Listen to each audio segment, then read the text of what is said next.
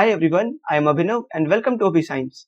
आज हम लोग शुरू करने वाले हैं class 11th biology cell the unit of life के लेक्चर 2 को, जिसमें हम लोग देखेंगे ओवरव्यू ऑफ सेल। तो चलिए शुरू करते हैं विदाउट एनी फर्दर डू। और वीडियो के एंड में मैं आपको बताऊंगा कि किस तरह आप डीपीपी को एक्सेस कर सकते हैं। So let's get started without wasting any time.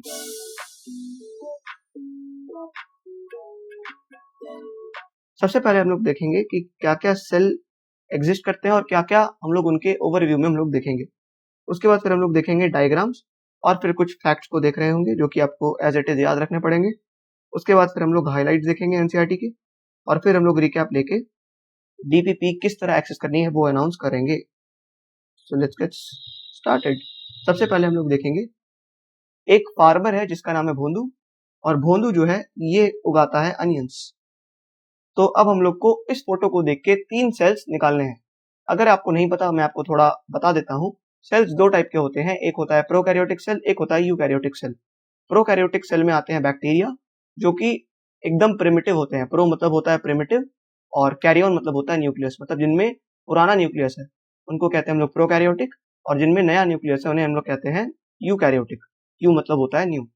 तो जिसमें पुरानी न्यूक्लियस है उसको हम लोग बैक्टीरिया कह देते हैं, और उसमें वेल डिफाइंड न्यूक्लियस नहीं होता है, सिर्फ एक नेकेड मतलब नंगा जेनेटिक मटेरियल उसमें प्रेजेंट होता है और वो फ्रीली सेल में तैर रहा होता है।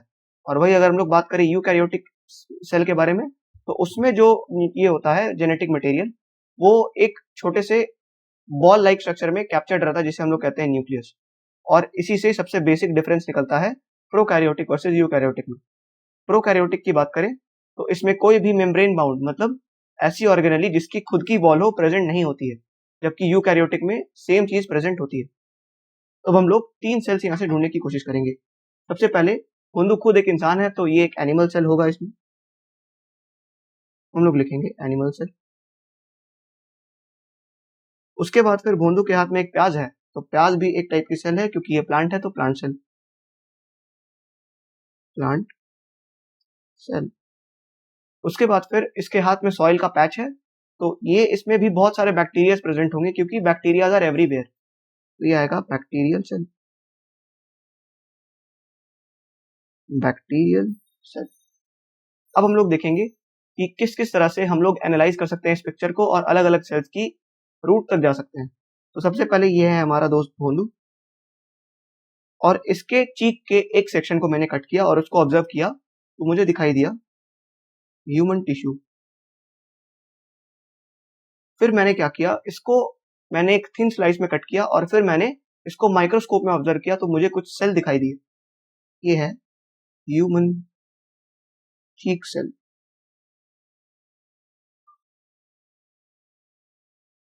उसके बाद फिर भोंदू के हाथ में थी प्याज, तो हम लोग उसको स्टडी करेंगे। ये है एक अनियन। अगर हम लोग अनियन के एक छोटे से टिश्यू को स्टडी करेंगे तो हमें एक ब्रिक वॉल जैसा स्ट्रक्चर दिखाई देगा, ओनियन टिश्यू, या फिर we can simply write plant tissue. और फिर जब हम लोग इसको माइक्रोस्कोप में देखेंगे तो हमें दिखाई देगा एक टिपिकल प्लांट सेल। और जब हम लोग अपने हाथ में जो पैच ऑफ सॉइल है उसको ऑब्जर्व करेंगे तो हमें दिखाई देंगे ढेरों ढेर बैक्टीरिया। पैच ऑफ सॉइल तो हमें दिखाई देगा बैक्टीरिया या फिर बैक्टीरियल सेल। अब हम लोग एक एक करके इसकी स्टडी करना शुरू करते हैं। सबसे पहले हम लोग देखेंगे बैक्टीरियल सेल को। बैक्टीरियल सेल में एक पूंछ दिखाई दे रही है जो कि आपने डेटॉल के ऐड में देखा होगा, इसे कहते हैं हम लोग फ्लैजेला। कुछ भी अभी आपको याद नहीं करना है, बस आपको सुनते जाना है। ये एक टेल होती है जिससे ये मूव करने में इसको हेल्प होता है। उसके बाद फिर ये है पिलाए, जिससे ये कॉन्जुगेशन करता है, जो कि एक तरह का सेक्सुअल टाइप ऑफ रिप्रोडक्शन है, लेकिन वो एक्चुअल में सेक्सुअल नहीं होता, जो कि हम लोग आगे देखेंगे। यह है कुछ फाइबर लाइक स्ट्रक्चर जिसको हम लोग कहते हैं फिम्ब्रे, और ये इसको अटैच होने में मदद करता है। आपको ये जो दिखाई दे रहा है अंदर में, ये है सेल मेम्ब्रेन। जो इसके बाहर दिखाई दे रहा है वो है सेल वॉल, और उसके ऊपर जो यहाँ पे आपको ये जेल लाइक स्ट्रक्चर दिखाई दे रहा है इसे हम लोग कहते हैं ग्लाइकोकैलिक्स।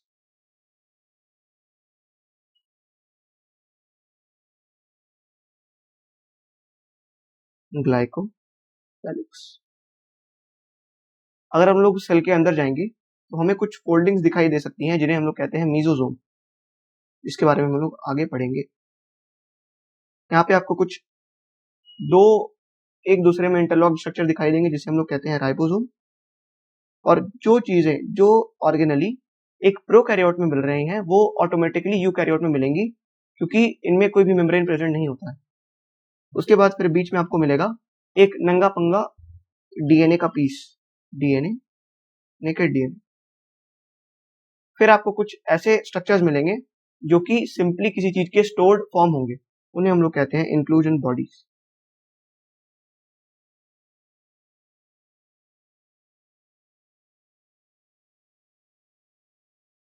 अब हम लोग चलते हैं एक टिपिकल एनिमल सेल पे। अगर हम लोग देखें तो हमें पता है सेल थ्योरी से कि एनिमल सेल में जो डीलिमिटिंग मेम्ब्रेन होती है वो होती है सेल मेम्ब्रेन। तो ये सबसे बाहर वाली लेयर होगी सेल मेम्ब्रेन। उसके बाद फिर हमें अंदर ढेर सारे मेम्ब्रेन बाउंड ऑर्गेनेली मिलेंगे जिनमें अपनी खुद की मेम्ब्रेन होगी। अब हम लोग उनको लेबल करना शुरू करते हैं। ये हो गया आपका गोल्गी अपैरेटस, जो कि न्यूक्लियस के ऑपोजिट डायरेक्शन में ओपन होता है।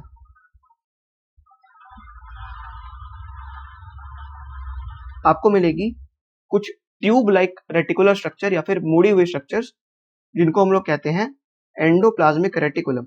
और इस पे जब कुछ डॉट जैसे स्ट्रक्चर राइबोसोम अटैच हो जाते हैं तब हम लोग इनको कहते हैं रफ एंडोप्लाज्मिक रेटिकुलम, क्योंकि फिर इनका सरफेस रफ हो जाता है। और वही अगर ये स्मूथ है तो इसे हम लोग कहते हैं स्मूथ एंडोप्लाज्मिक रेटिकुलम। जो बीच में आपको स्ट्रक्चर दिखाई दे रहा है वो है न्यूक्लियस का ब्रेन, मतलब सॉरी सेल का ब्रेन, ब्रेन ऑफ सेल, जिसे हम लोग कहते हैं न्यूक्लियस। और न्यूक्लियस के अंदर होते हैं क्रोमोसोम, जो कि आपने जूनियर क्लासेस में पढ़े होंगे। और इसके अंदर होती है फिर अल्टीमेटली हमारी डीएनए। और ये जो डीएनए होता है इसी में पूरा कोड लिखा होता है कि किस तरह से एक सेल ऑपरेट करेगा। उसके बाद फिर आपको ये जो ग्रीन कलर का स्ट्रक्चर दिखाई दे रहा है इसे हम लोग कहते हैं माइटोकॉन्ड्रिया, जो कि हम लोग बचपन से पढ़ते हैं। Mitochondria is the powerhouse of the cell. उसके बाद फिर आपको कुछ membrane bound single membrane bound structure मिलेंगे जिनको हम लोग कहते हैं लाइसोसोम, जिनके अंदर ढेरों ढेर एंजाइम भरे होते हैं। फिर आपको मिलेंगे वही सेम राइबोसोम्स जो कि हम लोग प्रोकैरियोट्स में देखे थे, लेकिन यहाँ पे जो राइबोसोम्स होते हैं वो थोड़े एडवांस होते हैं as compare to that present in the prokaryotes. उसके बाद फिर आपको जो यहाँ पे दिखाई दे रहा है ये है पेरोक्सीसोम्स, जिसके बारे में हम लोग आगे देखेंगे। फिर आपको कुछ धागे जैसे स्ट्रक्चर दिख रहे होंगे जो कि सेल के अंदर प्रेजेंट होते हैं और सेल को एक रिजिड स्ट्रक्चर देने में हेल्प करते हैं, जो कि हम लोग आगे देखेंगे। और ये जो आपको एक रीजन दिखाई दे रहा है जहां पे मैंने कुछ डॉटेड लाइंस, डॉटेड एरिया बनाया है जिसके अंदर दो परपेंडिकुलर इस तरह से दो ट्यूब लाइक स्ट्रक्चर प्रेजेंट है, इन्हें हम लोग कहते हैं, ये दोनों को मिला के कहते हैं सेंट्रोजोम। और वही एक सिलेंड्रिकल ट्यूब को हम लोग कहते हैं सेंट्रोमियर, सेंट्रोमियर। उसके बाद फिर हम लोग अब चलेंगे प्लांट सेल की तरफ। प्लांट सेल में हम लोग देखेंगे वही सेंटर में एक न्यूक्लियस। एक चीज मैं आपको बताना भूल गया कि जो न्यूक्लियस होता है ना उसमें कुछ उसके बाउंड्री पे कुछ होल्स प्रेजेंट होते हैं जो कि एकदम ब्रेन की तरह, जैसे ब्रेन में एक स्टेम प्रेजेंट होती है जो कि उसको पूरे बॉडी से जोड़ती है, उसी तरह एक न्यूक्लियस में काफी सारे होल्स प्रेजेंट होते हैं जो कि उसको पूरे सेल से जोड़ते हैं। और जो चीज अंदर आती है उसके और फिर प्रोसेस होकर बाहर जाती है वो कुछ ना कुछ इन्फॉर्मेशन डिलीवर करती है टू द सेल। तो इसे हम लोग कहते हैं, वही होल को हम लोग कहते हैं न्यूक्लियर पोर, जो ये आपको दिखाई दे रहा है व्हाइट से, जिसको मैंने मार्क किया है न्यूक्लियर पोर। यही सेम चीज आपको एक प्लांट सेल में भी दिखेगी, बस प्लांट सेल में फर्क इतना होता है कि जो न्यूक्लियस होता है ना वो बीच में ना होकर के किसी कॉर्नर पे प्रेजेंट होता है। और इसका कारण है ये बड़ा सा जो आपको येलो कलर का रीजन दिख रहा है जिसको हम लोग कहते हैं वैक्यूल। ये ऐसा इसलिए होता है क्योंकि प्लांट सेल में कोई भी वेस्ट एक्सक्रीट आउट करने का सिस्टम नहीं होता है और majority of the waste plant cell के इसी थैले जैसे स्ट्रक्चर में स्टोर्ड होते हैं जिसे हम लोग कहते हैं वैक्यूल। और ये एक सेल का काफी बड़ा स्पेस ऑक्यूपाई कर सकता है। इसमें भी आपको रफ एंडोप्लाज्मिक रेटिकुलम मिलेंगे, कुछ स्मूथ एंडोप्लाज्मिक रेटिकुलम मिलेंगे, जो आपको नई चीजें दिखेंगी वो है ये रेड कलर की स्ट्रिप, जिसे हम लोग कहते हैं प्लाज्मोडिस्मेटा, और ये एक प्लांट सेल को दूसरे प्लांट सेल से जोड़ने में हेल्प करती है। प्लाज्मोडिस्मेटा, माइटोकॉन्ड्रिया इसमें भी मिलेगी जैसे कि आपको एनिमल में मिली थी, क्योंकि एनर्जी तो सबको चाहिए। माइटोकॉन्ड्रिया। जो आपको यहाँ एक चीज नहीं मिलेगी वो है यहाँ पे, जिसे हम लोग कहते हैं क्लोरोप्लास्ट, और ये आपने बचपन में पढ़ा होगा कि फोटोसिंथेसिस एक क्लोरोप्लास्ट नाम के ऑर्गेनेली में होता है। ये होगा क्लोरोप्लास्ट। बाकी चीजें आपको सेम दिखेंगी एज एनिमल सेल। ये आपका वही पेरोक्सीसोम्स है, ये आपके वही लाइसोसोम है, और ये राइबोसोम है, ये गोल्गी apparatus है जो कि आप लोग पहले देख चुके हैं। अब हम लोग चलेंगे एनसीईआरटी रीडिंग पे और फिर हम लोग वापस से आके कुछ फैक्ट्स देखेंगे।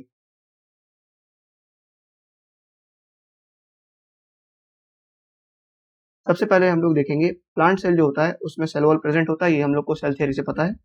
और ये जो सेल ह्यूमन सेल जो होता है वो उसका एक टिपिकल एग्जांपल है ह्यूमन चीक सेल, और इसकी जो आउटर मेम्ब्रेन होती है वो होती है सेल मेम्ब्रेन, और हर सेल में उसका एक न्यूक्लियस होता है जो कि उसका ब्रेन की तरह एक्ट करता है, और उस न्यूक्लियस के अंदर क्रोमोसोम होता है, और क्रोमोसोम के अंदर फिर अल्टीमेटली डीएनए होता है जो कि सेल को कमांड करता है।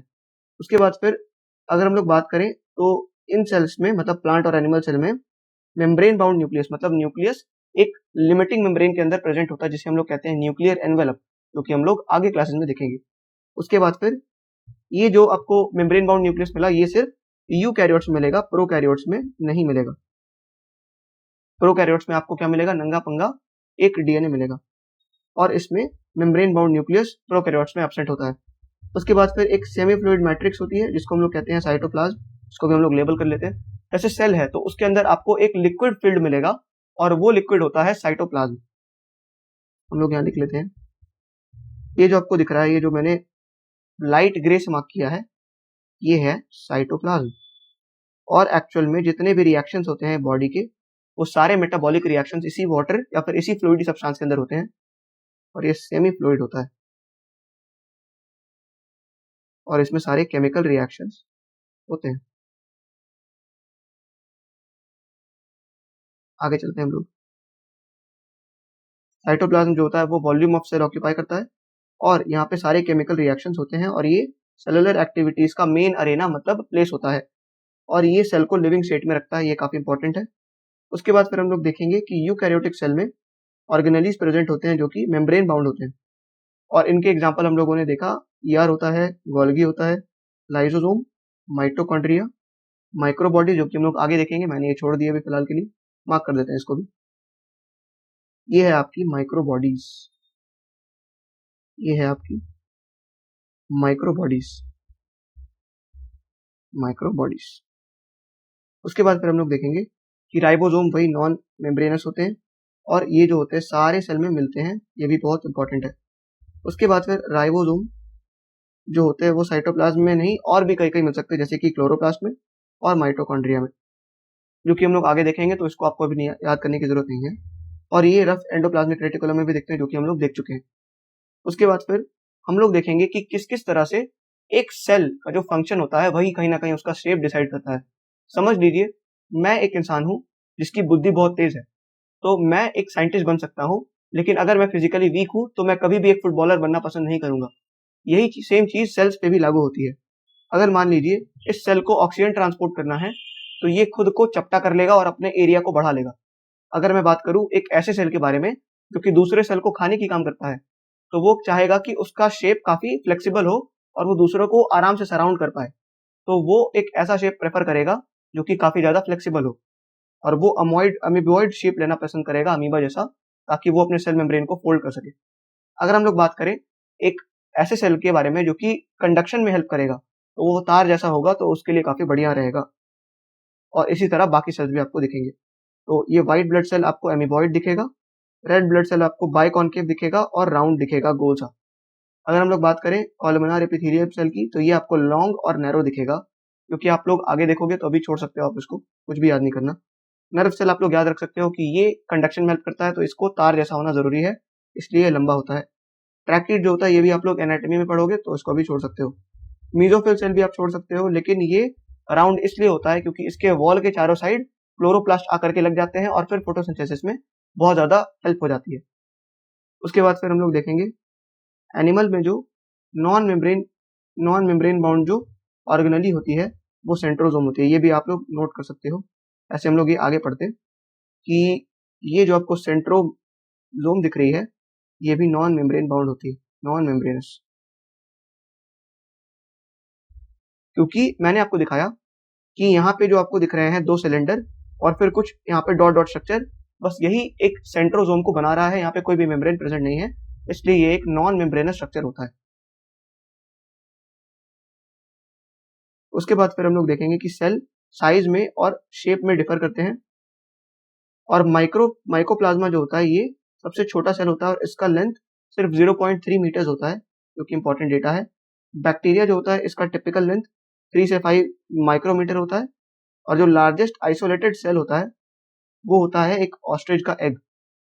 और ये जो एग है, ये एग जो है ये गैमीट भी हो सकता है और ये एक सिंगल सेल वाला एम्ब्रियो भी हो सकता है जो कि डिलीवर होता है। तो दोनों ही यहाँ पे हो सकते हैं। जो हम लोग एग खाते हैं वो एग एक्चुअल में अनफर्टिलाइज्ड एग होता है और वो भी यहाँ पे हम लोग कंसिडर कर सकते हैं क्योंकि वो एक सिंगल सेल है और हम लोग एक न्यू मेड एम्ब्रियो वाली सेल को भी कंसिडर कर सकते हैं जो कि एग के अंदर है, वो भी सबसे बड़ा सेल होगा। और अगर हम लोग बात करें ह्यूमन आरबीसी की, तो जो इसका डायमीटर होता है वो 7 माइक्रोमीटर्स के आसपास होता है डायमीटर। और नर्व सेल जो होते हैं ये सबसे लंबे होते हैं और सेल जो होते हैं उनका फंक्शन डिपेंड करता है उसके शेप पे या फिर वाइसा वर्सा, जैसा उनका फंक्शन होगा वैसा ही उनका शेप होगा। और ये डिस्क लाइक हो सकते हैं, पॉलीगोनल हो सकते हैं, कॉलमनार हो सकते हैं, क्यूबॉइड हो सकते हैं, थ्रेड लाइक हो सकते हैं और इरेगुलर हो सकते हैं। सबके एक एग्जाम्पल मैं आपको देने की कोशिश करता हूँ। इरेगुलर होंगे जैसे कि अमीबा, या फिर आप यहाँ पे व्हाइट ब्लड सेल भी कैप्चर कर सकते हो क्योंकि वो एक डिफेंस वाला सेल है और वो दूसरे को खाने के लिए यूज होता है। क्यूबॉइड आप अलग अलग सेल्स पढ़ोगे, कॉलमनार भी आप आगे पढ़ोगे, पॉलीगोनल आप प्लांट सेल को देखोगे तो कुछ प्लांट सेल पॉलीगोनल भी होते हैं। डिस्क लाइक हम लोगों ने देखा WBC को, और ये कहीं ना कहीं शेप फंक्शन के साथ वेरी करती है। यहाँ पे हम लोग फैक्ट्स को लिख लेते हैं। तो जो बैक्टीरिया होता है उसका टिपिकल लेंथ होता है 3 से 5 माइक्रोमीटर्स। और अगर हम लोग साइज की बात करें तो हम लोग एक एवरेज लेते हैं of the length and the thickness. तो ये हमारे पास आता है फ्रॉम 1 to 2 माइक्रोमीटर्स। अगर हम लोग बात करें आरबीसी की, तो आरबीसी का जो डायमीटर होता है ये वाला स्ट्रक्चर, ये वाला लेंथ, ये होता है लगभग 7 माइक्रोमीटर और ये भी फॉर ह्यूमंस। अगर हम लोग बात करें माइक्रोप्लाज्मा की, तो ये इसका जो टिपिकल लेंथ होता है वो होता है 0.3 माइक्रोमीटर्स। लेकिन वही अगर हम लोग बात करें इसकी ओवरऑल साइज की, तो ये होता है 0.1 माइक्रोमीटर। और ये जो साइज है ये सबसे छोटे माइक्रोप्लाज्मा के बारे में हम लोग बात कर रहे हैं, माइक्रोप्लाज्मा, जिसका नाम है PPLO, pleuro pneumonia like organism. Pleuro pneumonia like organism.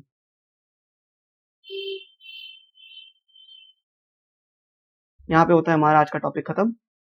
हम लोगों ने एनसीईआरटी भी पढ़ ली। अब हम लोग थोड़ा सा रिकैप ले लेते हैं। आज हम लोगों ने देखा कि सेल ओवरव्यू क्या होता है और हम लोगों ने देखा कि 3 टाइप के सेल मेजरली एग्जिस्ट करते हैं, जो कि होता है प्लांट सेल, एनिमल सेल और अल्टीमेटली लास्ट में होता है प्रोकैरियोटिक सेल या फिर बैक्टीरियल सेल।